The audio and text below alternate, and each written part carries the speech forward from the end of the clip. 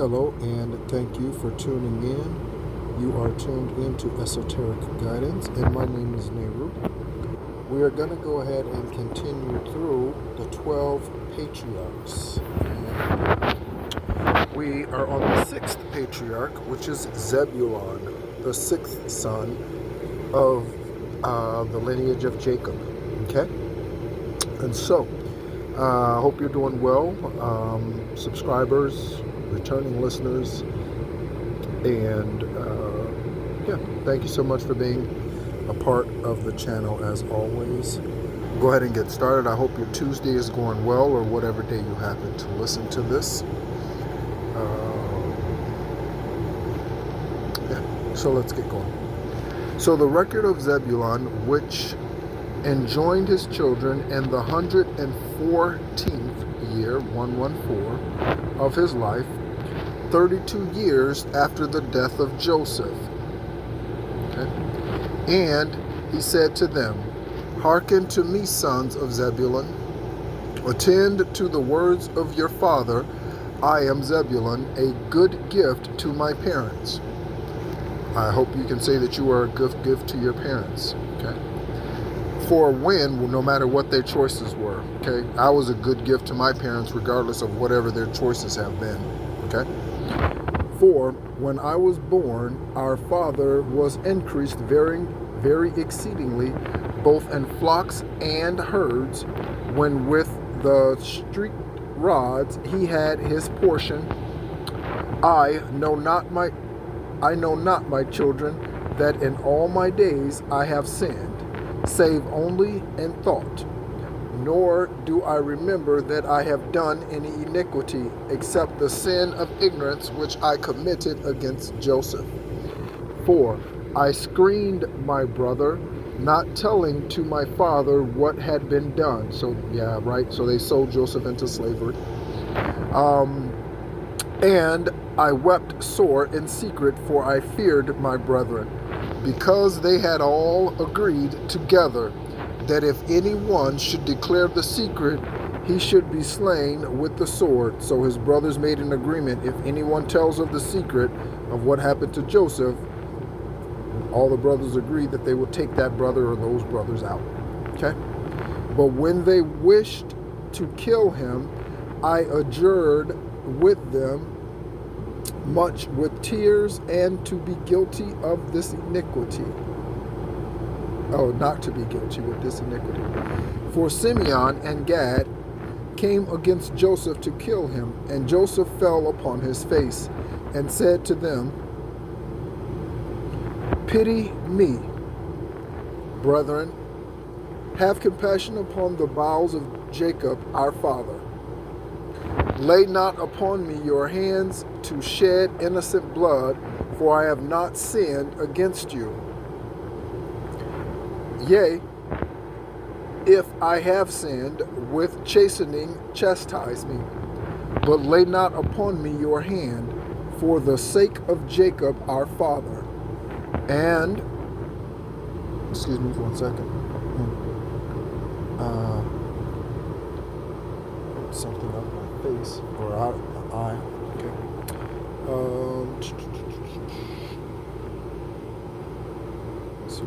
Okay. And as he spoke these words, I pitied him and began to weep, and my heart melted within me, and all the substance of my bowels was loosed within my soul. Okay? And Joseph also wept, and I too wept with him, and my heart throbbed fast, and the joints of my bones, or my body, trembled. And I was not able to stand, and when he saw me weeping with him, and then coming against him to slay him, he fled behind me, beseeching them. And Reuben rose and said, My brethren, let us not slay him, but let us cast him into one of these dry pits, which our fathers dug and found no water. Okay, so essentially a dry well. But let us cast him into yes. But let us cast him into one of these dry pits which our fathers dug and found no water. For this cause the Lord forbade that water should rise up in them, in order that Joseph might be preserved. And the Lord appointed it so until they sold him to the Ishmaelites. 4. In the price of Joseph, my children, I had no share. But Simeon and Gad and 6 other of our brethren took the price of Joseph and bought sandals for themselves, their wives, and their children, sold them for sandals, saying, we will not eat of it, for it is the price of our brother's blood, but will tread down underfoot, because he said that he was king over us.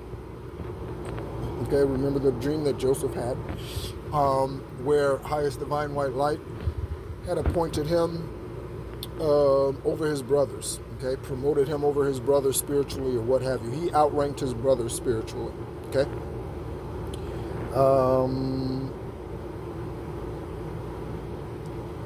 Okay, and so let us see what his dreams mean. Therefore it is written in the writing of the law of Enoch, that whosoever will not raise up seed to his brother, his sandal shall be unloosed, and they shall spit into his face. And the brethren of Joseph wished not that their brother should live. And the Lord loosed unto them the sandal of Joseph, for when they came into Egypt, they were unloosed by the servants of Joseph before they came in before the gate. That's why I'm using my finger, because it's tough to follow along, because these verses are very, very close together. I mean, the lines are very close together, and the verses are very long, so you get lost with what line is where. Okay. For when they came into Egypt, they were unloosed by the servants of Joseph before the gate, and so made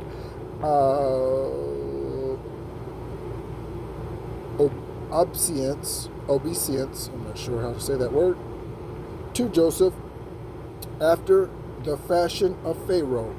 And not only did they make obeisance to him, but were spit upon also, falling down before him immediately, and so they were put to shame before the Egyptians. For after this the Egyptians heard all the evils which had been done to Joseph. Paragraph 4. After these things they brought forth food, for I through 2 days and 2 nights tasted nothing, through pity for Joseph. So in his sorrow, Zebulun did not eat for 2 days. And Judah ate not with them, but watched the pit, for he feared lest Simeon and Gad should run back and slay him.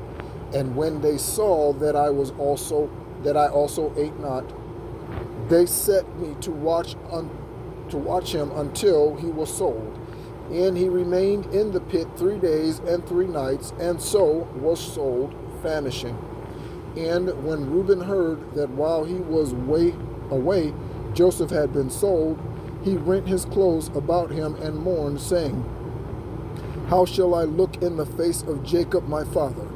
And he took the money and ran after the merchants and found no one, for they had left the main road and journeyed hastily through the rugged byways. And Reuben ate no food on that day.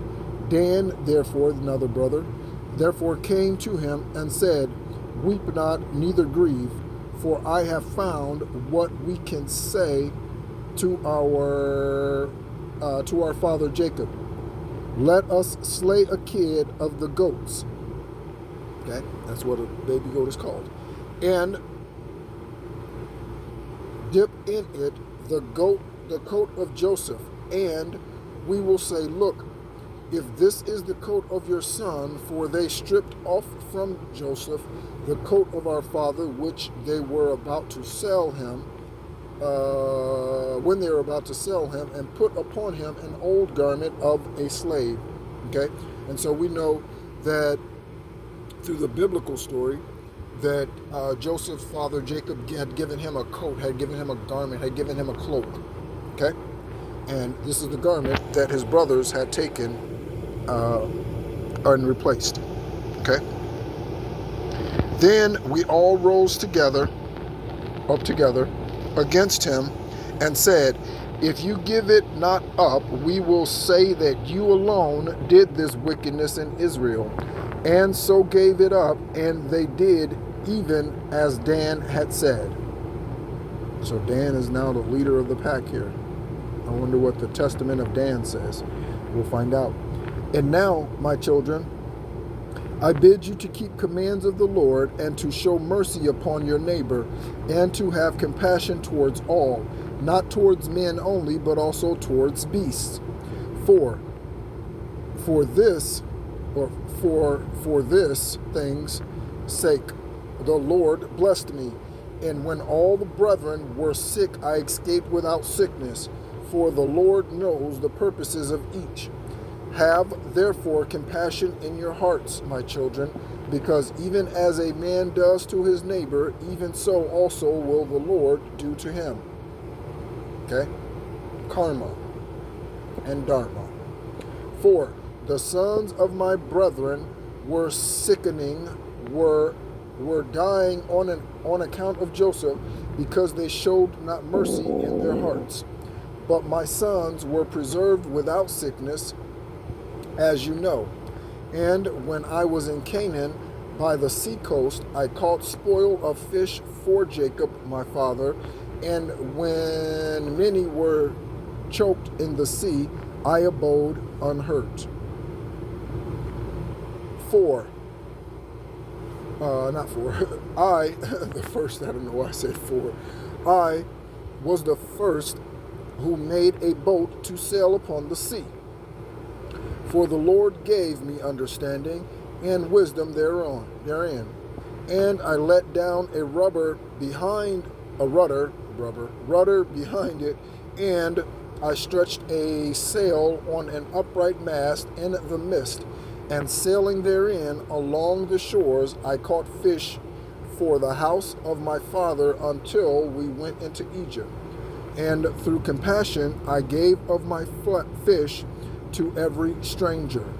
So he was generous. And if any man were a stranger or sick or aged, I boiled the fish and dressed them together, and having compassion upon them. Wherefore also the Lord granted me to take much fish, for he that imparts unto his neighbor receives manifold more from the Lord. For 5 years I caught fish, and gave thereof to every man whom I saw, and brought sufficient for all the house of my father. In the summer I caught fish, and in the winter I kept sheep with my brethren. Okay? One of the things that Highest Divine White Light has shared with me is that everything that I have given out, I will receive back tenfold. And again, that could be spiritually or naturally. I do not seek natural possessions today. I do not seek natural riches today. I do not seek after cars today. I do not seek after houses and clothes. And again, same clothes I came here to Arizona from Florida with, almost 8-4 will be a year. Those are the same clothes I have. I have not purchased any new clothes. Okay? Also, I am very generous, and as Zebulun is, and so I have no problem giving out 20s and dumping the change in the ashtray out into the person's hand who's standing on the side of the road. I have no problem doing that. I will stop what I'm doing, get out of my car, walk over and give it to them. Okay, I'm just that way. Okay, again, I've been homeless 3 times, and I think having been homeless 3 times, that has helped me first of all, to not be so judgmental, because many people are judgmental. So if I give this to you, so if you were to see me in 2011 and saw that I was homeless, you might look at me and say, he's probably homeless of his own regard, okay? Or of his own whatever, okay? However, I was having a very difficult time finding employment. I was also sick at that time with a rare autoimmune virus that I did not know of until February of 2013 when I was put on dialysis. So there were extenuating circumstances and things. Okay, again, I couldn't even get hired at a fast food restaurant with all of my experience in military background and all of that. So so it's in some way helped with that. Today, I don't even think twice. If I have money, even in my situation today, okay, with what I have coming in on a monthly basis today, I still will go into my pocket and bless someone. I've bought pizzas for people and all that right here in Tucson, Arizona, homeless people who hang around the grocery stores and things like that I visit. I've paid someone's cell phone bill. I have no problem being generous. That is very, very easy for me. Okay, very, very easy. All right. Did we read the 7th? No. Okay. Now I will declare unto you what I did. I saw a man in distress and nakedness in wintertime, and had compassion upon him, and stole away a garment secretly from my house, and gave it to him who was in distress. Do you therefore, my children, from that which God bestows upon you, show compassion and mercy impartially to all men, and that includes women, and give to every man with a good heart. And if you have not at the time wherewith to give to him that asks you, have compassion for him in the bowels of mercy. I know that my hand found not at the time wherewith to give to him that asked me. And I walked with him, weeping for more than 7 furlongs. Furlongs, I wonder how long that is. And my bowels yearned towards him unto compassion. Alexa, how far is 7 furlongs? Here's what I found. Okay, so nothing changed. Nothing happened. Okay, so we'll just continue. Have therefore yourselves also, my children, compassion towards every man with mercy, that the Lord also may have compassion upon you, and have mercy upon you, because also in the days God sends his compassion on the earth, and wheresoever he finds bowels of mercy, he dwells in him. For how much compassion a man has upon his neighbors, so much also has the Lord upon him. For when he went down into Egypt, Joseph bore no malice against us, and when he saw me, he was filled with compassion. And looking towards him, do ye also, my children, approve yourselves without malice, and love one another, and reckon not, I like that word, I say reckon a lot, and reckon not each one to evil of his brother.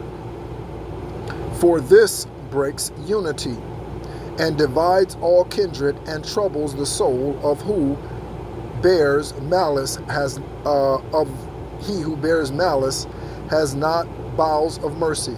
Okay, I've said often that my heart has saved me from a lot of karma, because I am a generous spirit. I am a generous soul.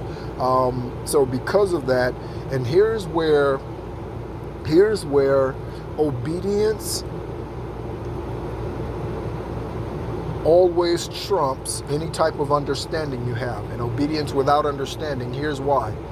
Because you are generous to that person. So that person who I gave that $5, $10, $20 bill to, that individual they needed that money for substance or whatever. And they might have used it for drinking, smoking something, whatever. Okay, that's not for me to decide. Okay, that's their karma or dharma that they have to. You called out for this. I blessed you with this, man or woman, and you chose to spend it on such and such. That's them. They have to deal with that. That's not for you and I. Okay, they have to deal with that. Okay. What I've come to understand about sowing seed, okay, seed time and harvest, is that $5 might have protected me from a car accident. That $5 might have protected me from another illness. That $5, $10 may have protected me from someone else coming towards me energetically who meant me no good. So, and protected me in some other way. So again, your faithfulness is not just in the material thing that you hand out. So it's just not $5 that you're sowing into that person. Okay? It's hope for them, it's encouragement for them, and it's protection in some way for you, in addition to whatever blessing that seed produces. Okay? Or I should say, on top of whatever monetarily that seed produces within that, for that harvest, if that makes sense. Okay? Excuse me. Mark the waters that they flow together and sweep along stones, trees, sand. But if they are divided into many streams, excuse me, the earth sucks them up, and they become of no account. So also shall you be if you be divided. Divide not yourselves into two heads. Okay, and that's talking about your individual person. Okay, for everything which the Lord made has but one head. He gave two shoulders, hands, feet, but all members are subject unto the one head. I have learned by the writing of my fathers that in the last days you will depart from the Lord and be divided in Israel, and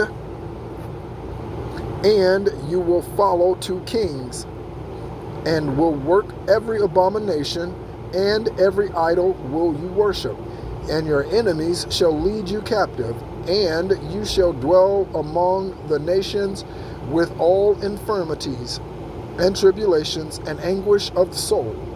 And after these things you will remember the Lord and will repent, and he will lead you back.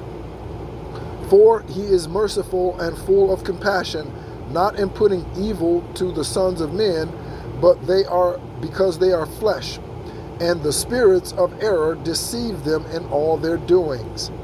There's still accountability though.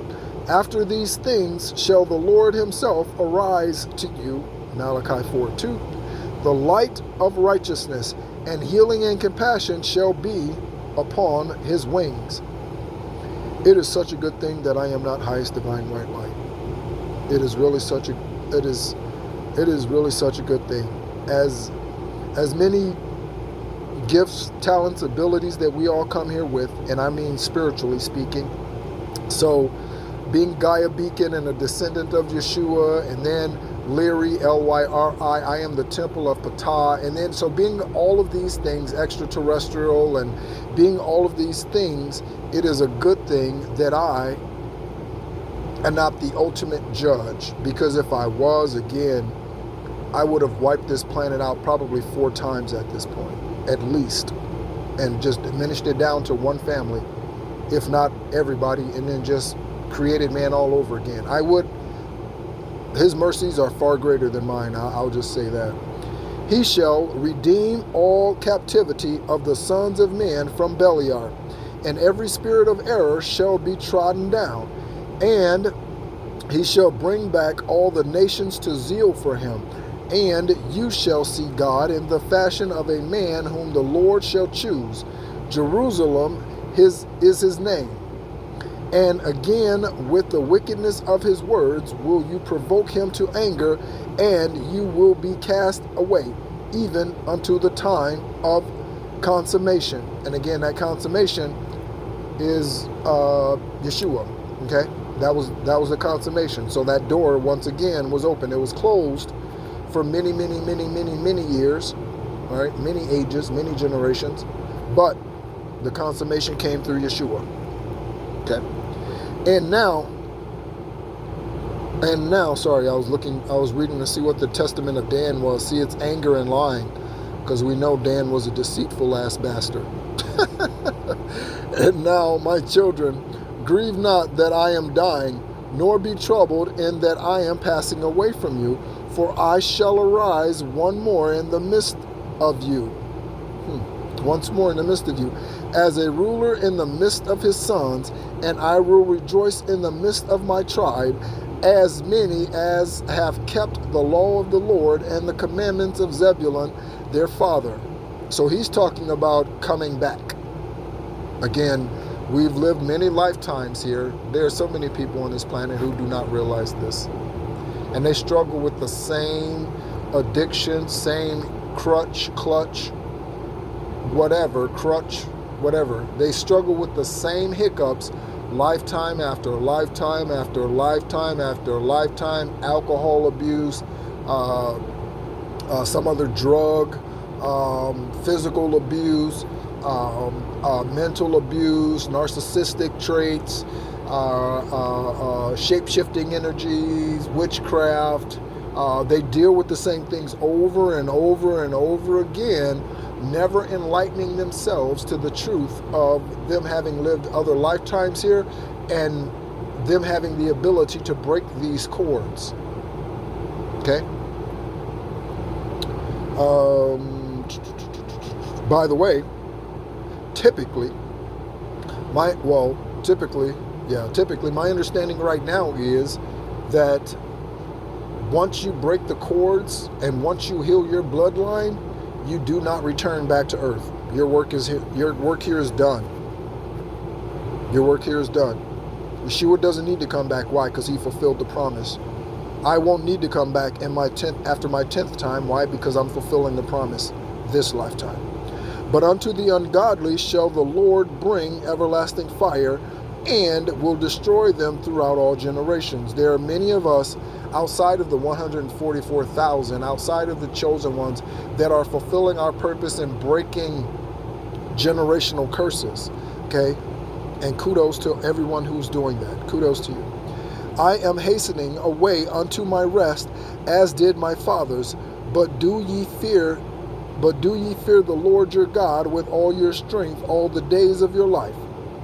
And when he had said these things, he fell calmly asleep, and his sons laid him in a coffin, and afterwards they carried him up to Hebron, and buried him with his father. So everyone's getting buried at Hebron. Okay? So this is the end of the 6th, I think I said the 5th earlier, the 6th testament, okay, concerning Zebulun. And this testament is in regards to compassion and mercy. Okay? I would, generosity also, right? Generosity, giving, again, all of that's compassion. Okay?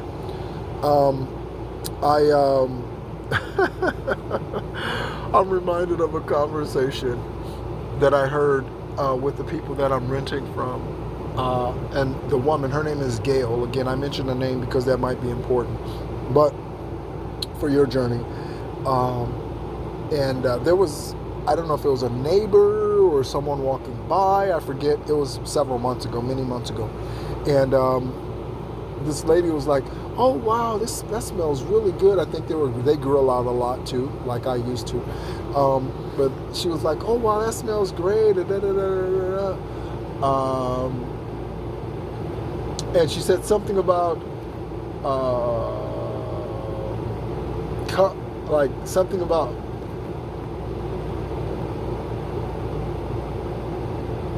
about having some or something about that. Like she kind of like hinted at like an invitation, like invite me over kind of thing, right?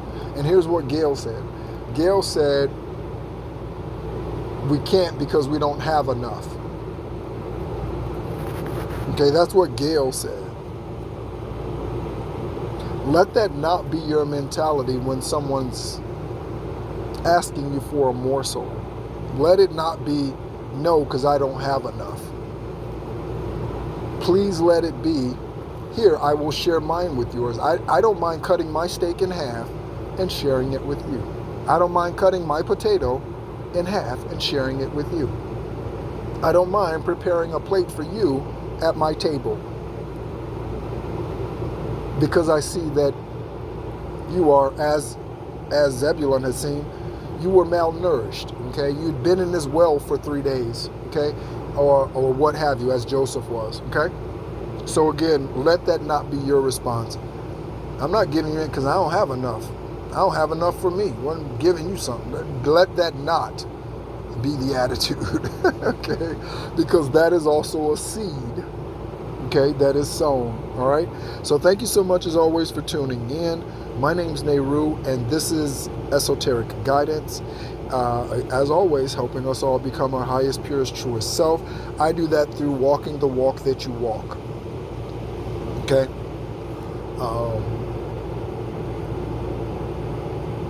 Yeah. So thank you so much, as always. Much love to you.